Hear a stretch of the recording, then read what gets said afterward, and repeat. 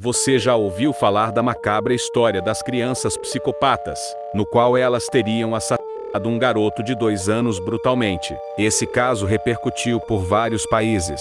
Então hoje vamos conhecer a triste história de James, a criança que foi assassinada brutalmente por outras 2 crianças. Então fica ligado no vídeo que eu te conto toda essa história logo após a vinheta.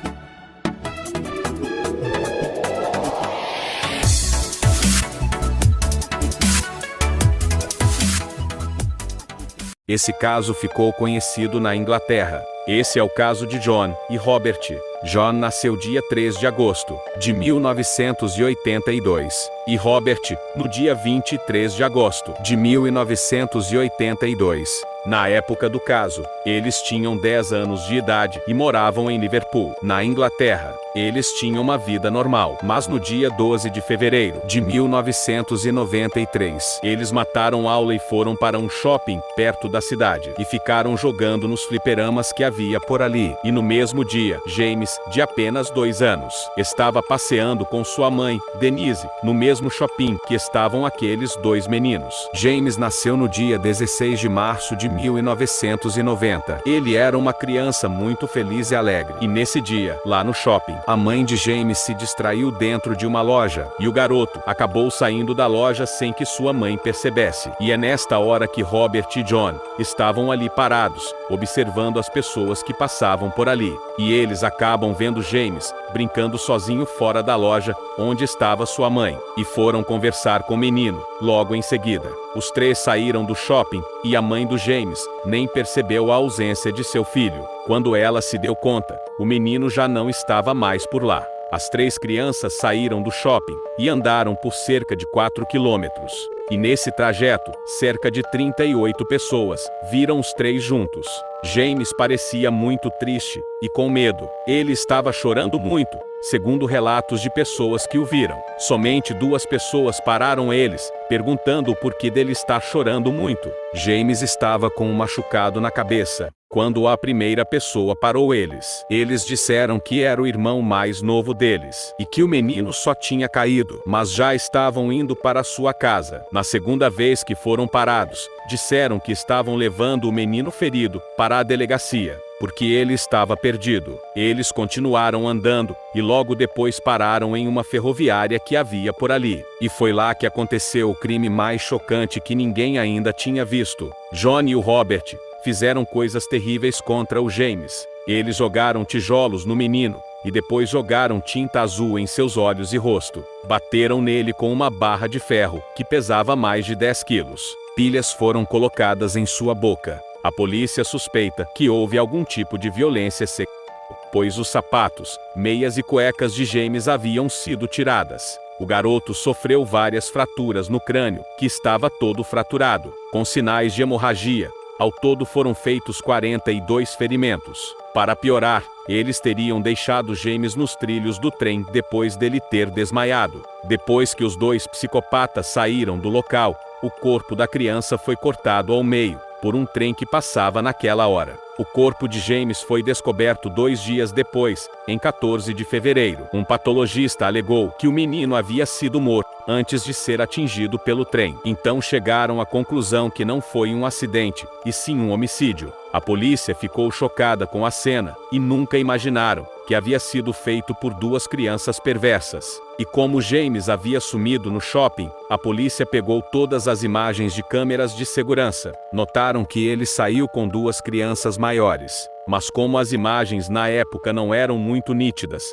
eles não sabiam quem eram essas 2 crianças. Investigando as imagens mais a fundo, do shopping, às 15h42, eles viram o John e o Robert antes de sequestrar o James. As filmagens mostraram que eles furtaram algumas lojas, roubaram doces e brinquedos, uma lata de tinta azul, um boneco e baterias. Por vários momentos, eles ficam parados observando as outras crianças que estavam por ali, como se estivessem escolhendo uma vítima. E como esse caso ficou conhecido por lá, começaram a aparecer algumas testemunhas que viram os meninos na rua. Uma outra testemunha disse que ouviu os 2 garotos falando: "Vamos pegar aquele ali", apontando para uma mãe com duas crianças. Mas provavelmente eles não conseguiram e viram o James sozinho, e aproveitaram a oportunidade para raptar o menino. Quando foram interrogados pela polícia, confessaram que haviam planejado matar uma criança naquele dia, e que seus planos eram sequestrar uma criança e jogar ela na linha do trem,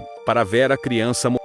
No relatório oficial, o patologista informou que o percurso de James estava forçadamente retraído. Mas quando os dois garotos foram questionados sobre isso, os dois se recusaram a dar detalhes sobre o que poderia ter acontecido. Sempre jogavam a culpa um no outro, como nada foi provado, se ocorreu ou não abuso sexual. Foi retirado essa acusação contra eles. Os dois psicólogos infantis que entrevistaram eles disseram que ambos os garotos tinham consciência que aquilo que haviam feito era errado, e o Robert era o mais frio e calculista. Ele não demonstrava culpa ou arrependimento, apesar de John ter participado de toda essa maldade. Ele demonstrava sentir medo. Depois de mais de 20 horas de interrogatório que tiveram com a polícia e os psicólogos, a polícia encontrou em um sapato de um deles a marca exata de um dos hematomas que tinha no James. Havia tinta azul nas roupas dos dois garotos que foram encontradas, e sangue nos sapatos. Era tudo compatível com a cena do crime. Esse é um desenho feito por eles.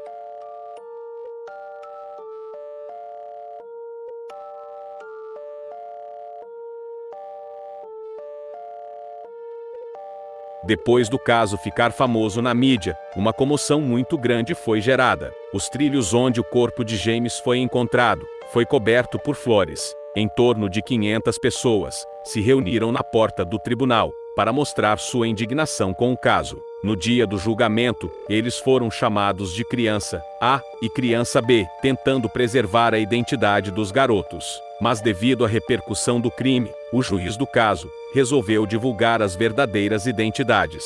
Durante o julgamento, eles não poderiam dizer nada, pois somente o que foi descoberto nas gravações de 20 horas de entrevista seria julgado. Os dois meninos não podiam ficar ao lado de suas famílias, apenas assistentes sociais. Enquanto ocorria o julgamento, o legista que avaliou o corpo de James demorou mais de 30 minutos, apenas para explicar e evidenciar os 42 hematomas encontrados no corpo do menino. Os tijolos, barras de ferros e a roupa do menino foram levadas ao tribunal. O crime era impossível de ser contestado. Os garotos de apenas 10 anos eram culpados de matar James de apenas 2 anos. O principal advogado de acusação, Richard Henrique, não teve dificuldade nenhuma em eliminar a defesa de dizer que as crianças nesta idade são incapazes de compreender e se responsabilizar pelos seus atos. O que no caso deles, eles planejaram todo o crime e sabiam que era errado. E sobre a sentença, o juiz decidiu que os dois deveriam cumprir no mínimo 8 anos de detenção. A sentença foi considerada muito leve pela população geral. Durante esses 8 anos, os detalhes da vida dos meninos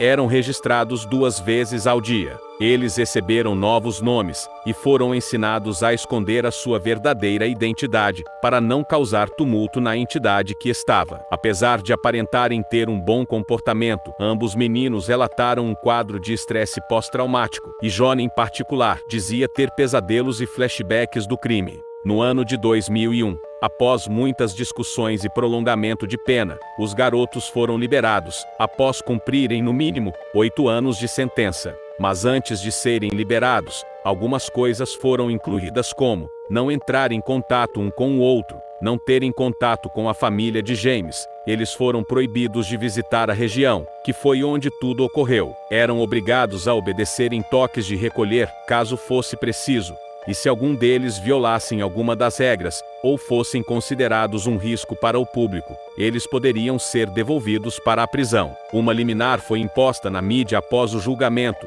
impedindo a publicação de detalhes sobre John e Robert. A liminar foi mantida em vigor após a sua libertação condicional, por isso, suas novas identidades e localizações não poderiam ser publicados. Apesar de tudo isso, em 2010, John violou um dos acordos de custódia. Encontraram infantil no seu computador, e ele foi preso novamente. E somente em 2014, que foi solto novamente, e tiveram que mudar sua identidade outra vez. Denise, a mãe de James, diz que nunca perdoou as crianças assassinas e que ela luta todos os anos para que as suas identidades de proteção fossem divulgadas. O que vocês acharam dessa história macabra? Teria agido correto a justiça em não ter divulgado as identidades dos maníacos? Ou seria culpa da mãe do menino por não notar que seu filho havia sumido do seu lado? Deixe sua opinião nos comentários em relação a esse assunto. Não se esqueça de ativar o sininho e se inscrever no canal, para ficar atento no próximo vídeo que vai sair aqui. Então até a próxima, pessoal!